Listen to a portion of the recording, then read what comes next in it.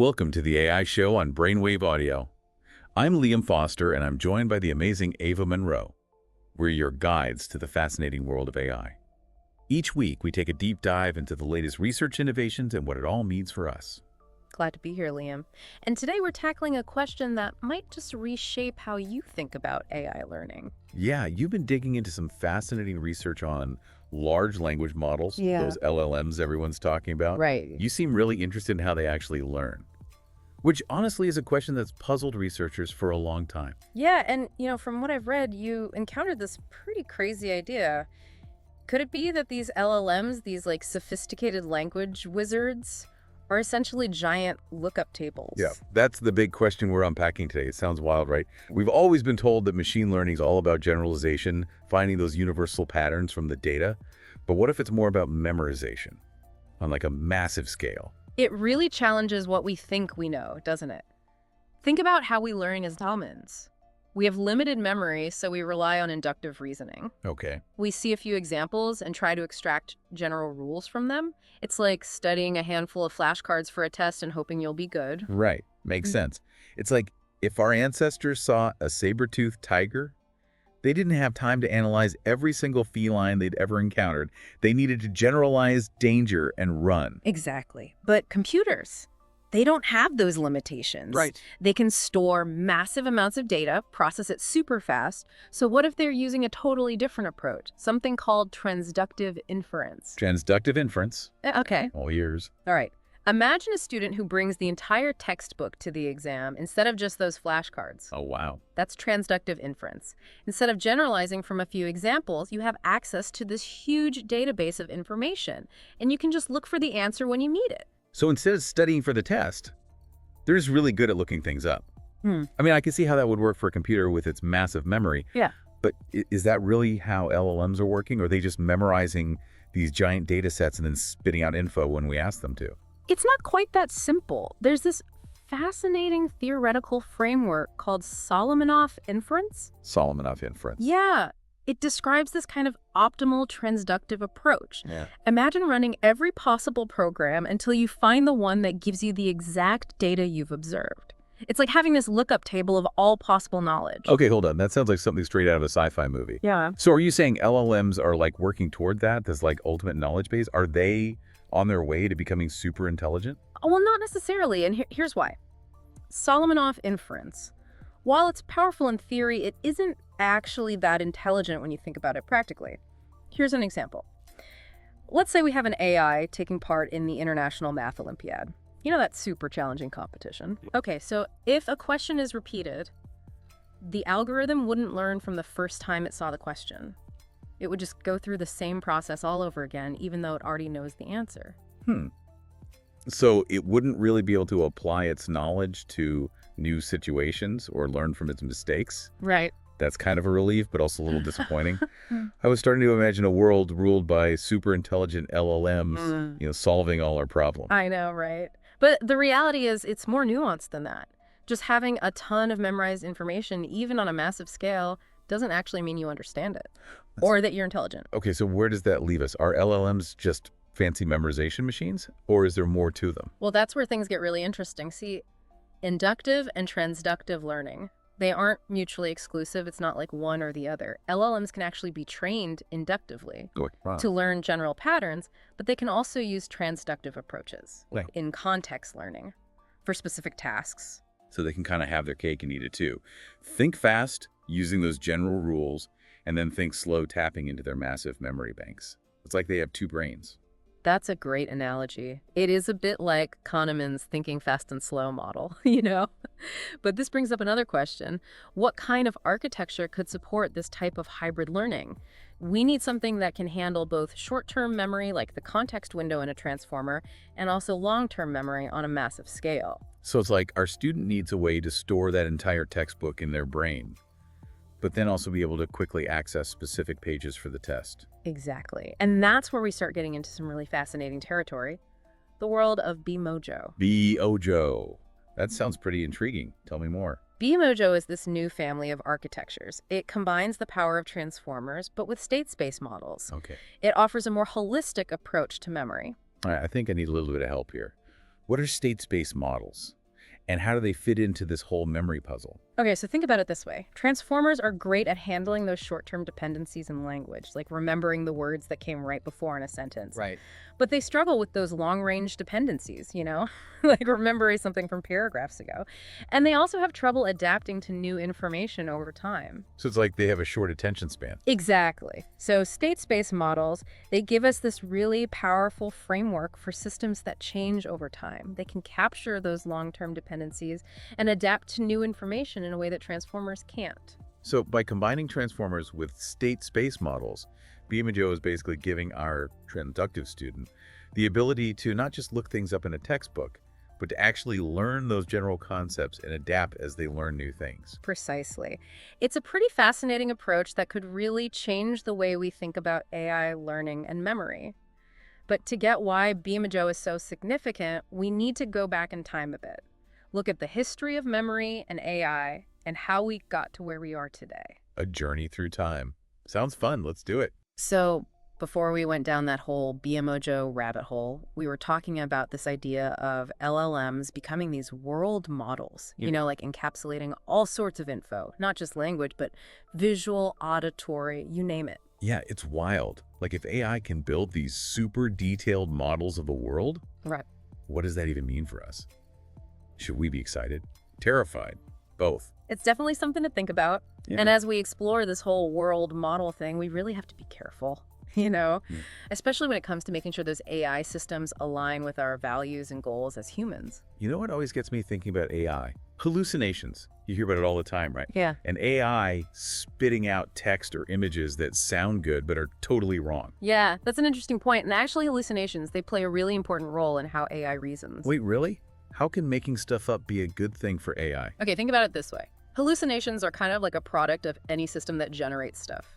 Whether it's an AI creating an image of a cat riding a unicorn, or a human imagining what might happen in the future, we're basically creating data that doesn't exist in the real world. I think I see what you mean. So you're saying that this ability to imagine things, to come up with these scenarios in our heads, is important for reasoning and problem solving. Exactly. It lets us explore different possibilities, test things out without actually having to do them in the real world. It's super important for being creative, making decisions, even planning. Okay, but here's the thing.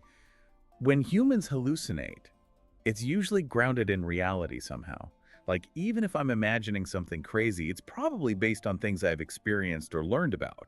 That's true, and that's where the challenge is with AI. How do we make sure those AI hallucinations are aligned with how we understand the world? How do we make sure they're based on reality? Right, because a world model that's built on bad information or biased data could have some pretty serious consequences. We don't want our AI overlords making decisions based on faulty logic. Exactly, and that's why this idea of alignment is so important in AI research. It's all about making sure that AI systems are on the same page as us, same values, goals, understanding of the world. That sounds like a huge task. How do you even start to align something as complex as an AI with something as messy and subjective as human values? It's a massive challenge for sure. But there are some promising approaches. One is to focus on building AI systems that are transparent, that we can understand. If we can understand how an AI is making its decisions, it's easier to spot and fix any biases or misalignments. That makes sense. It's like having a window into the AI's thought process so we can make sure it's not going off the rails. Exactly. Another approach is to incorporate human feedback into how we train these systems. We can teach AI to avoid harmful or unethical outcomes by giving them clear examples and guidance. So it's kind of like training a dog. Reward the good, discourage the bad. Yeah, kind of, but it's much more complex than that. AI is constantly learning and changing, so we have to be really careful. We need to watch their behavior and make adjustments along the way. It sounds like we almost need a whole new field of AI ethics to keep up with all these advancements. And that's happening. Researchers, ethicists, policymakers are all working together to figure out the guidelines and frameworks we need for responsible AI development. Well, that's good to hear. Because with all this talk about world models and AI potentially getting smarter than us, it's easy to forget about the risks. It's important to remember that AI is a tool. And like any tool, it can be used for good or for bad. It's up to us to guide its development in a way that benefits humanity. That's a good point. So how do we do that? AI is changing so quickly, and it's tough to predict what the long-term effects will be. It's true. The future of AI is full of uncertainty. And that's why it's so important to talk about it, to engage with people, and really encourage them to think critically about these things. And that's exactly what we're doing here on the AI Show, diving into these complex topics, trying to make sense of it all, Right. and hopefully getting our listeners to think about these things too. Absolutely. Because in the end, the future of AI is not set in stone. It's something we're all shaping together through the choices we make, the actions we take, and how we engage with these technologies. So thinking back to where we started this whole idea of LLMs as potential world models, what are some key takeaways you hope our listeners will get from our conversation today? I think the most important thing is to remember that AI is not just one thing. It's a bunch of different technologies, each with its own strengths and weaknesses. And even though this idea of AI building a complete model of the world is really cool, we can't forget that these models are built from data. And data can be biased, incomplete, even inaccurate. That's so true. We can't just blindly trust these systems or assume they perfectly understand the world. Exactly. We need to be critical, ask questions, consider different viewpoints, and acknowledge that these technologies have limits. And as AI becomes more powerful, more integrated into our lives, it becomes even more important to make sure it's being used in a responsible and ethical way. Absolutely. The future of AI isn't just about technological progress. It's about making sure that progress aligns with human values and helps create a better world for everyone. Now, before we wrap up this part of our deep dive, I want to go back to something we talked about earlier, this idea of AI consciousness. Oh, yeah. It's a topic that always seems to spark a lot of interest, but also some fear. It's one of the biggest questions we can ask about AI for sure. And even though we're nowhere near creating machines that are conscious, like humans, it's still something worth thinking about. So how are people thinking about AI consciousness? Are there any main theories or ideas out there? Well, some people believe that consciousness just kind of emerges on its own in complex systems. As AI gets more sophisticated and interconnected, they think that consciousness might just appear. Kind of like how life started in that primordial soup. Just complexity reaching a certain point, and then boom, consciousness. Yeah, in a way. But others believe that consciousness is unique to biological systems, that it's tied to our physical bodies and how we evolved. So it's not just about complexity, but Yeah. about the stuff our brains are made of and the processes that happen inside. The hardware matters as much as the software. Right. And then you have people who think consciousness is something completely different, something we can't even explain with science right now, something that might require a totally new understanding of the universe. Whoa, that's getting a bit dumb for me. My brain's not ready for that level of existential thinking right now. Yeah. But it is fascinating. It's a question that will probably be debated for a long time. And as AI keeps developing, it's a conversation we need to keep having. Because if we do create machines that are conscious, how will we treat them? What rights will they have? What will our responsibilities be? All super important questions that we need to start thinking about now, even if we don't have all the answers. It sounds like we're heading into some uncharted territory with AI. The future is full of possibilities, but also potential problems. We are. But that's what makes it so exciting. We're at the very beginning of a new era, and the potential is huge. But as we explore all these possibilities, we need to be smart about it. We need wisdom, foresight, and a lot of respect for what we're creating. Very well said. Welcome back to the AI Show. We've really gone deep today, haven't we? AI learning, world models, even AI consciousness. It's been a lot. It has. Fascinating discussion. But maybe let's bring it back down to earth for a bit and talk about how AI is already impacting our lives every day. Yeah, it's easy to get lost in all the theory, Yeah.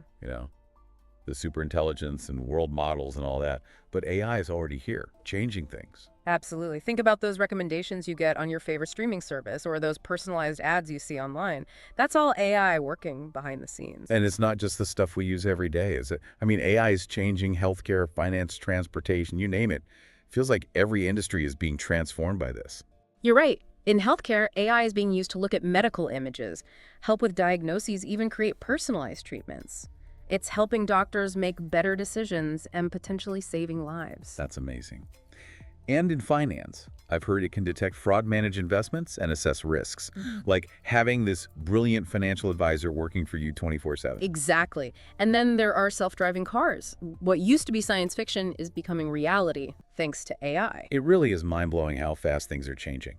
But we have to talk about the downsides too, right? Every big tech shift comes with its own challenges. Of course.